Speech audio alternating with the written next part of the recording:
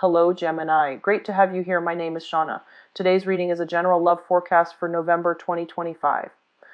As always, take the messages that resonate and release anything that doesn't. Don't forget to like and subscribe to stay connected with upcoming readings. Let's see what's headed your way, Gemini. I wish you all the best, and I hope that you're able to find the clarity that you're looking for through this month.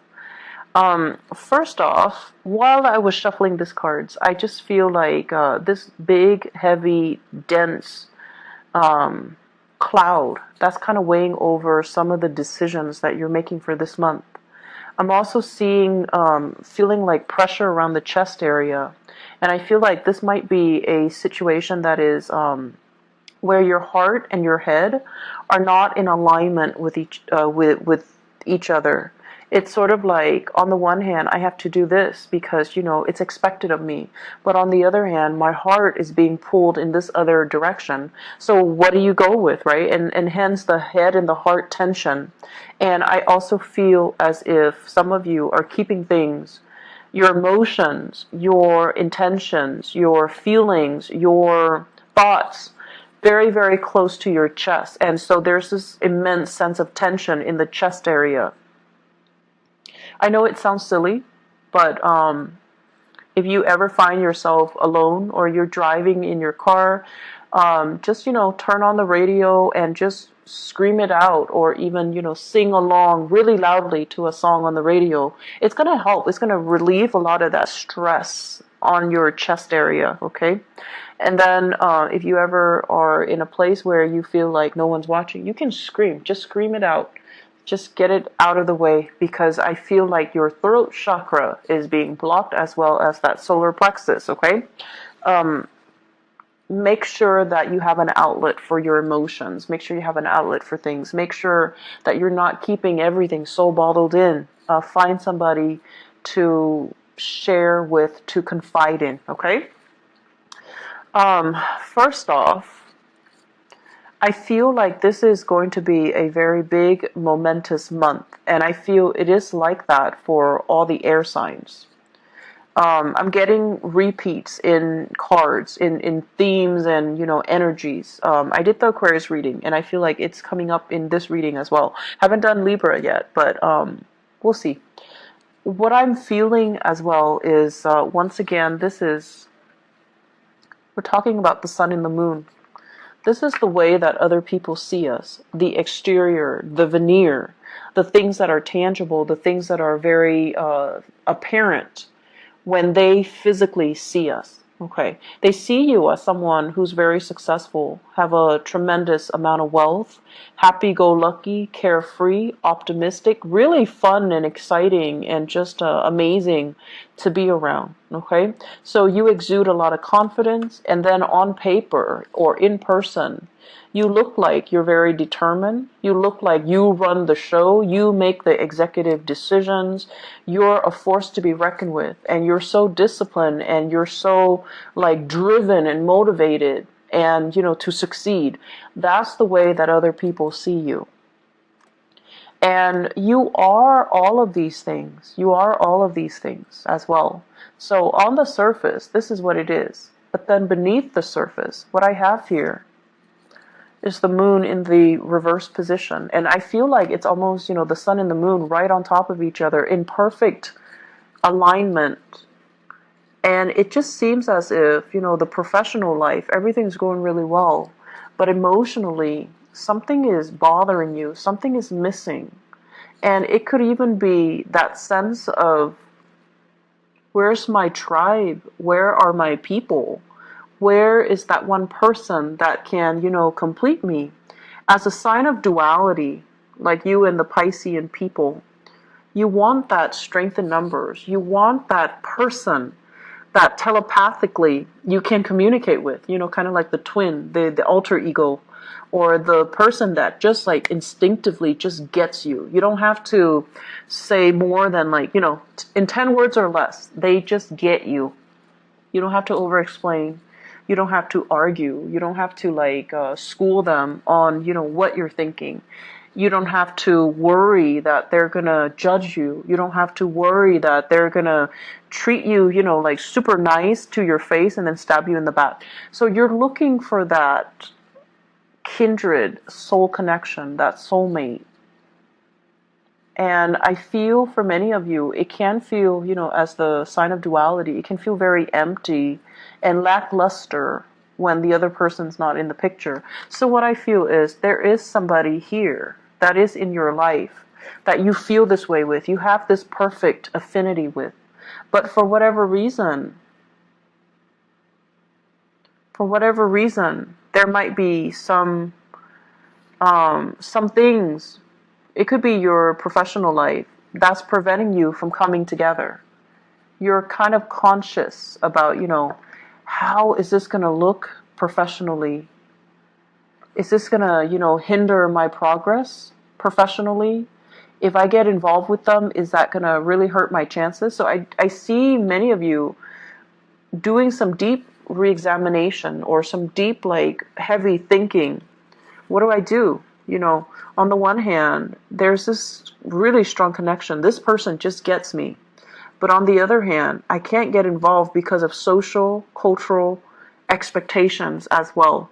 So what are you going to do? What are you going to, which side are you going to steer towards? Are you going to do what's socially expected of you out in the professional public space? Or do you follow your heart here? So there is this major, major dichotomy between what is expected of you versus what you want. And for those of you, honestly, who are really, really successful, you've got money in the bank, you've got timeshares, you've got a house, property built up, children even, possibly even a happy marriage. I feel it's almost like you've done everything by the book in order to get all of these things. And then you just realize that, what am I doing with all of these things when I am not emotionally fulfilled? I was, misled to believe that this would make me happy. All the public accolades, the public success, and all the, the public expectations or the social expectations. But deep down, are you completely emotionally happy with everything that you have? Or do you want something a little bit more? And I feel as if there is a big, big decision here when it comes to, do we continue on the same path? Or do we need to make a detour to kind of realign ourselves with what it is that we feel is connecting to us and what it is that we feel will bring us a lot more, contentment. Honestly, what I feel here is I feel like you've got some secrets, things that you're holding in, you're not telling anybody about. And I feel for many of you, you're lining up some type of a career move, like a major, major big move. There might have been an offer, somebody telling you, hey, come work with us. Come join us. Come be a part of our team. Come collaborate with us. I'm giving you this opportunity so you can scrap everything that you have behind. Wherever you are, you're very, very, very content. You're very content. And you're very visible as well. But I feel like you would, forsake all of that in order to do something that makes you really, really happy. And so you might be, looking at or really considering a job offer. You might also be considering collaborating with somebody. And I would urge you to really look carefully, read between the lines, okay? I feel that you've gotten where you are, in terms of professional successes on your own. And so if somebody is getting involved with you and they're trying to ride your coattails, you want to be a little bit careful, because this is all about intuition. This is all about, what do you know? What are the concrete actions? What are the patterns of behavior that you're able to decipher from the other people? Are they a little bit, opportunistic, grabbing onto social connections or whatever it is that's thrown their way? Do they have a history of being very sneaky and very dubious and very amoral and problematic? Can you trust them? So I feel like you have to kind of be careful about not getting involved in something just because on the surface, it looks nice, or you have a very special affinity towards somebody. Soul connections, honestly, we have many soulmates. Soul connections, I feel they can feel very out of this world. They can feel very, very strong. They have this magnetic pull. And, deep down, you guys are hopeless romantics. So you're always scanning the horizon to find that soulmate. Just don't be duped, okay? Just don't be duped that your need to connect is so great that you overlook reason, okay? So especially if you're dealing with someone who has a track record, that's not so great. And especially if you're dealing with somebody who has a history of being very opportunistic, of being very gossipy, of being very, very like vocal and just uncooperative. And especially vocal when they are uncooperative. So these are considerations that you have to take into account when you're trying to, decide whether or not it's a good time to start a new venture. With this High Priestess situation here, I feel for many of you, it's kind of like mum's the word. There are things here that you're just handling on your own. You're not really wanting to collaborate with other people. You're not telling other people. You want to take care of on your own, which is very, very admirable. But the people around you, you're keeping them in the dark, and that kind of scares them. So they're going to be picking and prying for answers because they want to be let in. They want to be, kind of like let into your inner sanctum so that they can understand what you're trying to do or what you're trying to achieve.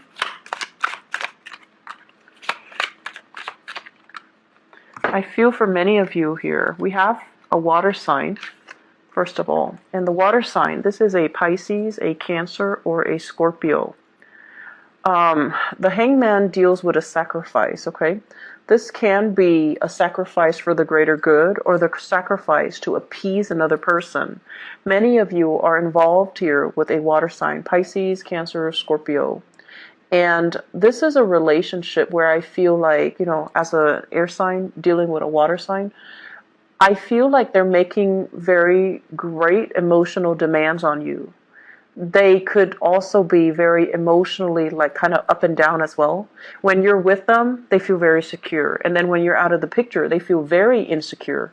And so the majority of the time you're spent, trying to figure out how to appease them, how to stabilize them, how to reassure them. So the relationship is all about expending a lot of energy to calibrate this person. And it doesn't really leave much room for you to grow professionally. It doesn't leave much energy and resources left for you to develop on your own.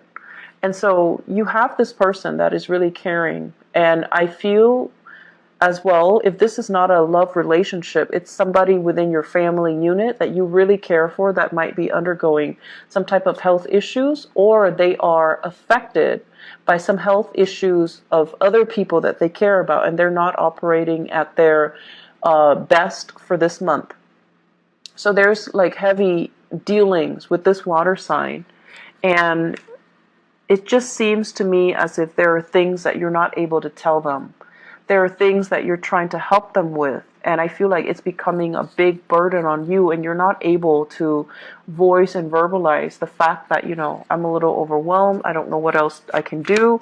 Can you take care of yourself? Like, I just feel like it's a situation where emotionally it's a little bit too overwhelming. It's a little bit too heavy and too overwhelming, and I feel that it's making you uncomfortable. I have as well, wow, yeah, water signs. But let me talk about this. Not seeing eye to eye with your partner. Not seeing eye to eye with your partner. One person wants to be intimate. The other person is busy.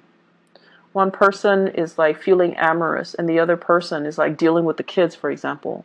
So it's like the timing's really off. And this can be a very, very good connection, assuming both people are on the same page and looking at each other and having the time to really invest in each other. But when it's like this, it's almost like night and day. You might be geographically separated from your partner, and there is still, like, there's lingering, or there's some type of a temptation from your partner in some way. There might be a third party coming into the picture.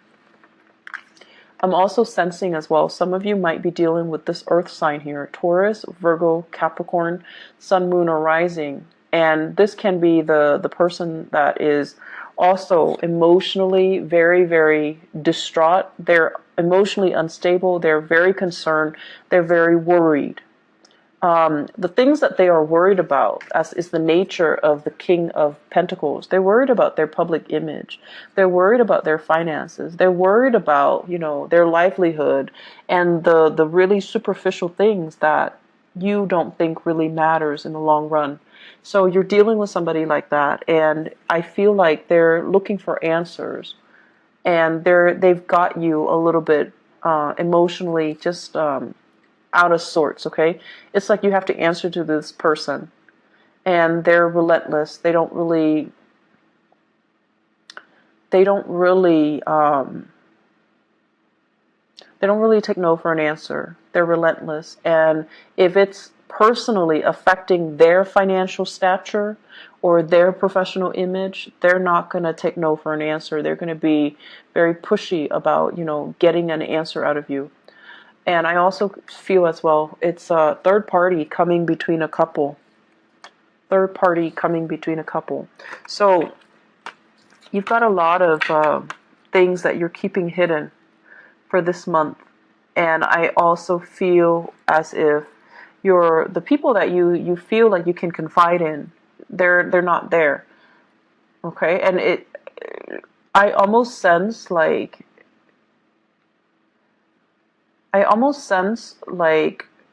who do I trust?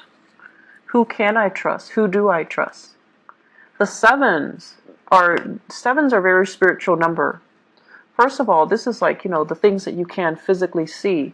And then this Seven of Swords here deals with paranoia. Things that are going behind the scene, possibly things happening behind your back that you're not really aware of. Excuse me. And so there's a lot of things here about, things that are under the radar, things that are under the current, not knowing who to trust, not knowing who to confide in. But at the same time, having a lot of things that you wish you could get off your chest, that you wish you could, take back, that you wish you could run by another person, wanting a person to bounce ideas off of, but not knowing who, when, or with whom it's safe to do so in your environment. So this is a very uncomfortable reading, Geminis. And I wish I had like a little bit more of a celebratory energy for you guys, because, just for your birthday time. But I feel as if you've got a lot of, it's like you're in this little fishbowl, and everybody's looking at you. And you're very highly visible, very, very visible. And you're also, on display, and it can feel very uncomfortable. So what you do, what you decide to do, whatever course of action you take, you have to be extra careful about, backlash, about misinterpretation, about people taking what you say out of context, about defending yourself as well, and knowing when to fight a battle and when to, not make something into a battle. So it's like pick your battles, but at the same time, it can feel very, very uncomfortable. So what I feel here overall is needing to get things off your chest. You know who your friends are. You know who you can trust. And I feel like you have this intuitive sense of knowing that something is right for you, or who is right for you. And those are the people that you're going to need to confide in. The other thing I'm sensing as well, I feel like someone is leaving the workplace. Someone that you can confide in or you really, really trust is leaving the workplace, okay? And I'm seeing it here with this moon card. So professional life, something is gone. Something that brings you a lot of emotional stability is someone is leaving the workplace. And then I feel more people coming in. So, there's somebody else that you're making a connection with. And then on top of that, what we have here as well is breaking free from temptation and things that are no longer, not letting these things hold you back. Gaining a victory over something, a triumph, possibly over our baser desires, and walking away from that. And whatever that has kept you very, very stuck. And I feel like, this deals with just temptation. This deals with negative influences. People influence you in a negative way, or even, the scramble for wealth and resources and money, where you kind of fell astray, where you kind of you felt like someone was making promises that you would make this much, and then you waited and waited and waited for it to come to fruition, and then they led you astray. So this is the month where you definitely can free yourself from these restrictions. I do see a lot of temptation here, okay? Third-party influences, temptation from another person. And there's definitely some very strong soul connections here. Soul connections are not always romantic connections. They can be, but if you're mistaking the soul connections for purely, like physical, sexual, romantic connections, then you would, go through life like messing up those relationships if you are in other relationships. So soul connections are there because they kind of resonate with you on a past life level. But the past life energy, put that aside, cast it aside. You're here with each other to kind of connect and understand each other and kind of reinforce the fact that, okay, we're not crazy. We're in it together. We're not crazy. It's everybody else that's missing the point. So I feel like you have a connection here, a really strong connection with somebody. But there's a lot of rumors associated with it. There can also be a lot of, I don't want to say negativity, but I feel like if it's not handled well, it can lead to a lot of temptation, and it can lead to a lot of confusion as well. So this month, focus on your business. Focus on what you need to do.